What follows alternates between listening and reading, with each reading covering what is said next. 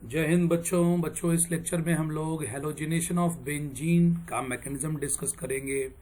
Halogenation of benzene में क्या होता है कि बेंजीन को जब किसी हेलोजन की जगह मैंने यहाँ पे Cl2 ले लिया है, इसलिए इस रिएक्शन को हम स्पेसिफिकली क्लोरीनेशन भी बोल सकते हैं। इस रिएक्शन को हम लोग क्लोरीनेशन भी बुला सकते हैं। और अगर कोई जनरल हेलोजन X2 लेके मैं करूं तो इसको मुझे हेलोजिनेशन कह सकता हूं। ये क्लोरीनेशन भी इसको बुला लिया जा सकता है, क्योंकि यहाँ पे पर्टिकुलरली एक हेलोजन क्लोरीन यूज कर रहे हैं हम लोग। तो benzene on reaction with chlorine in presence of anhydrous AlCl3 used as catalyst produces chlorobenzene and by product के रूप में HCl बनता है। चलिए इस रिएक्शन का हम लोग मैकेनिज्म पढ़ते हैं, कैसे कैसे ये रिएक्शन हुआ। जैसा कि हम लोग ऊपर आप पहले भी लेक्चर्स में डिस्कस कर चुके हैं। अगर आप बेंजीन का लेक्चर नंबर 2 देखेंगे तो उसमें general mechanism of electrophilic substitution reaction discuss किया गया है। उसमें पहला स्टेप होता है जनरेशन ऑफ इलेक्ट्रोफाइल। तो यहाँ पे अगर आप याद करें बच्चों, मैंने जब फर्स्ट लेक्चर में आपको दिया गया है तो इसका इलेक्ट्रोफाइल जो है Cl+ हो जाएगा क्लोरोनियम आयन। इसका नाम हो जाएगा chloronium ion. Cl+ is chloronium ion. अब अगर हम लोग इसका मैकेनिज्म लिखें तो सबसे पहली स्टेप होगी जनरेशन ऑफ इलेक्ट्रोफाइल। सबसे जो पहला स्टेप होगा वो होगा जनरेशन ऑफ इलेक्ट्रोफाइल। तो इस रिएक्शन का इलेक्ट्रोफाइल कौन है बच्चों? Cl+। तो यही हम लोग को देखना है Cl+ जनरेट कैसे हुआ। तो यहाँ Cl और Cl के बीच में एक बॉन्ड होता है, जैसा कि हम लोग जानते हैं। दोनों Cl के ऊपर 3-3 इलेक्ट्रॉन पेयर होंगे एज ए लोन पेयर। ये आप लिविस डॉट स्ट्रक्चर Cl2 का बनाइए, आपको क्लियर होगा। और उसके साथ एक मॉलिक्यूल पार्टिसिपेट किया है AlCl3। तो AlCl3 में अगर आप देखेंगे तो एल्युमिनियम का ऑक्टेट आपको कंप्लीट नहीं मिलेगा। AlCl3 में बच्चों एल्युमिनियम के वैलेंस शेल में 3 इलेक्ट्रॉन होता है और तीनों इलेक्ट्रॉन बॉन्ड में लगा हुआ है। शेयर करने के पास भी एल्युमिनियम के पास यहाँ 6 इलेक्ट्रॉन दिख रहे हैं, तो एल्युमिनियम का ऑक्टेट कंप्लीट नहीं है। और यहाँ Cl के पास लोन पेयर दिख रहा है, तो यहाँ Cl का ये वाला जो एटम है, इनमें से कोई भी एक दोनों Cl में से इसको अपना लोन पेयर देता है। एक तरह से कहिए AlCl3 लोन पेयर एक्सेप्टर मतलब लिविस एसिड के रूप में बिहेव कर रहा है। हम यहाँ लिख सकते हैं it behave as Lewis acid lone pair acceptor. और ये Cl2 में से one of the Cl is behaving as Lewis base, क्योंकि ये लोन पेयर डोनर के रूप में बिहेव कर रहा है। तो इस रिएक्शन के बाद इन दोनों क्लोरीन में से एक क्लोरीन जो इलेक्ट्रॉन पेयर डोनर बना है राइट वाला, उसके ऊपर बचेंगे 2 ही इलेक्ट्रॉन पेयर। एक तो उसने कोऑर्डिनेशन में लगा दिया एल्युमिनियम क्लोराइड के साथ, उसका बॉन्ड बन गया Al से, और इस Al पे ऑलरेडी 3 Cl हैं, तो इसको मैंने Cl3 के रूप में दिखा दिया। अब यहाँ अगर आप कहिए तो इन दोनों Cl और Al के बीच में एक डोनर एक्सेप्टर बॉन्ड है। इसको 1 मिनट के लिए हम आपको दिखाएं तो ये कोऑर्डिनेट बॉन्ड का फॉर्म है। तो एल्युमिनियम के ऊपर आ गया है पॉजिटिव चार्ज, और इस वाले Cl जो कि डोनर बना है, एल्युमिनियम के ऊपर आ गया है बच्चों, एक्सेप्टर बना है एल्युमिनियम, तो एल्युमिनियम के ऊपर आ गया है नेगेटिव चार्ज, और क्लोरीन के ऊपर आ गया है पॉजिटिव चार्ज। तो ये जो बॉन्ड है ये कोऑर्डिनेट बॉन्ड है Cl और Al के बीच में। अब हम इस कोऑर्डिनेट बॉन्ड को यहाँ से जो प्रेजेंटेशन है उसको हटाते हैं, सिंपल प्रेजेंटेशन में इसको दिखाते हैं। तो यहाँ पे Cl के ऊपर पॉजिटिव क्यों आया इस वाले के ऊपर?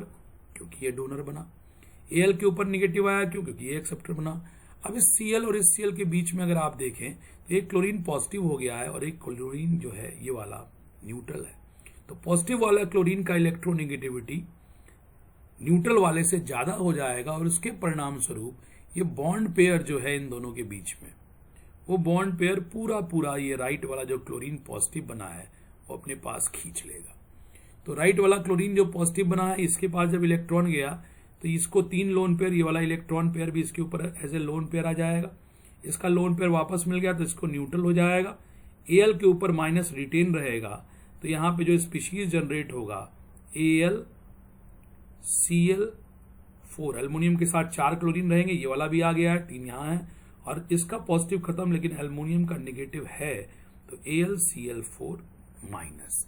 और साथ में अगर आप इस क्लोरीन को देखें तो इस क्लोरीन के ऊपर कैसा चार्ज आना चाहिए बच्चों, इसका एक इलेक्ट्रॉन ये खींच चुका है अपने पास बीच वाला क्लोरीन, तो इस Cl के ऊपर 3 लोन पेयर के साथ एक पॉजिटिव चार्ज दिखेगा।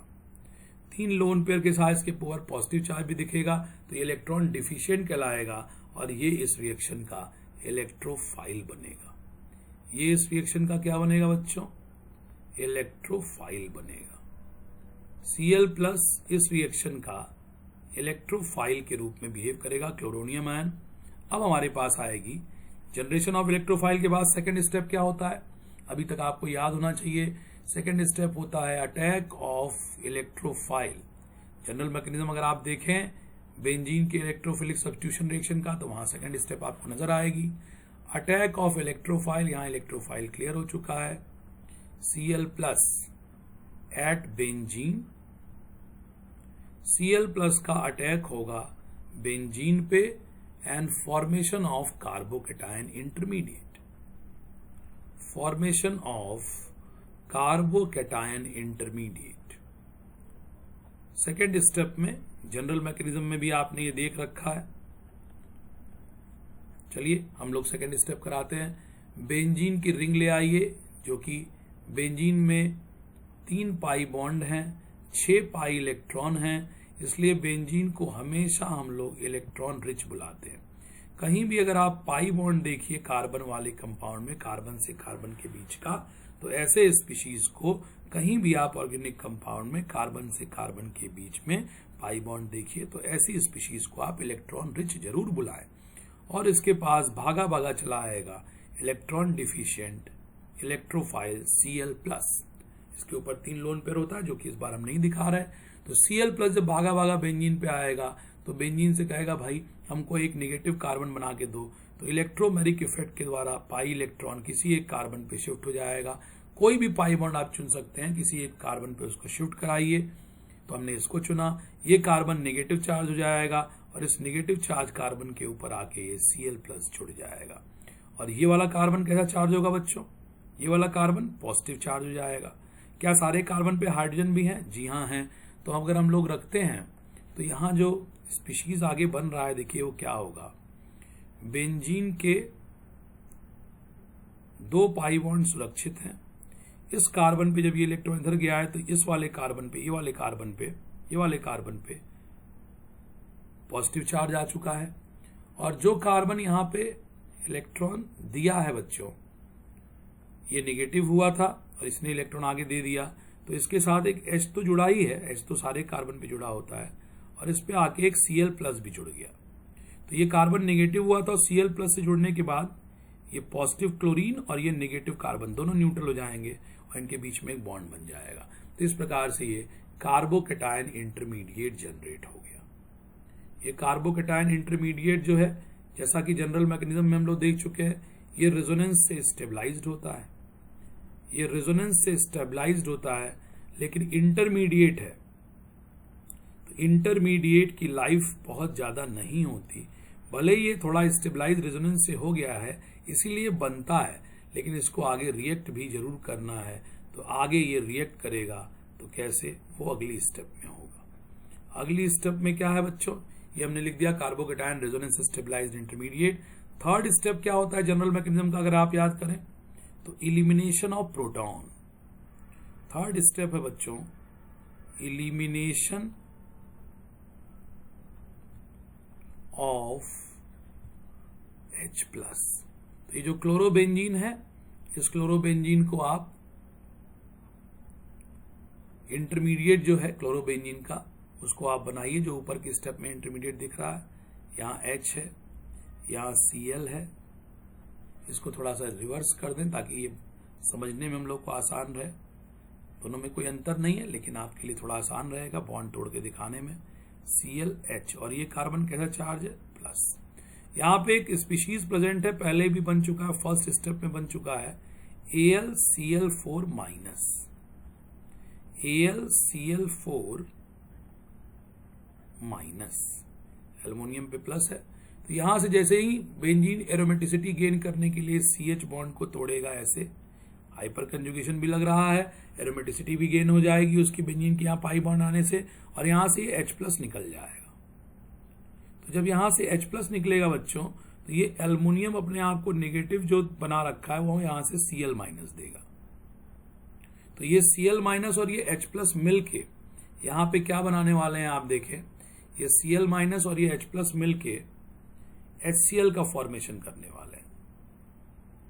साथ ही साथ AlCl3 न्यूट्रल मुक्त हो जाएगा, यहां से AlCl3 भी निकल जाएगा, और पीछे बन के क्या तैयार हुआ, तो क्लोरोबेंजीन। यहां क्या बन के तैयार हो गया बच्चों, क्लोरोबेंजीन कंपाउंड यहां बन के तैयार हो गया। This is about the mechanism of halogenation या क्लोरीनेशन ऑफ बेंजीन। और ये AlCl3 की जगह पे बच्चों, यहाँ पे ये जो AlCl3 लिविस एसिड है, AlCl3 की जगह आप कोई भी लिविस एसिड यूज कर सकते हैं। AlCl3 की जगह आप FeCl3 भी यूज कर सकते हैं। AlCl3 की जगह आप FeBr3 भी यूज कर सकते हैं। AlCl3 की जगह आप कोई भी ट्रांजिशन एलिमेंट का कंपाउंड जो ऐसे लिविस एसिड ऐड करे उसको यूज कर सकते हैं। समटाइम आयरन मेटल भी यूज दिखा देते हैं, तो ये सब AlCl3 एनहाइड्रस की जगह यूज हो सकता है। लेकिन आप याद रखें mainly anhydrous AlCl3, anhydrous AlCl3 इस रिएक्शन का कैटलिस्ट के रूप में यूज होता है बच्चों। तो this is all about the chlorination of benzene. Halogenation of benzene में क्लोरीनेशन से ही हम लोग एग्जाम्पल लेते हैं। फ्लोरीनेशन बेंजीन का बड़ा ही मुश्किल होता है। मुश्किल क्या कहिए, उसको हैंडल करना मुश्किल होता है, बड़ा विगरस रिएक्शन होता है। आयोडीनेशन बड़ा कमजोर होता है, बहुत स्लो होता है। सबसे अच्छा होता है क्लोरीनेशन और ब्रोमिनेशन, उसमें से भी बेस्ट है हमारे पास क्लोरीनेशन। ज्यादातर आप क्लोरीनेशन ऑफ बेंजीन ही पाएंगे। तो हैलोजिनेशन ऑफ बेंजीन में क्लोरीनेशन ऑफ बेंजीन का एग्जाम्पल हमने आपसे डिस्कस किया बच्चों।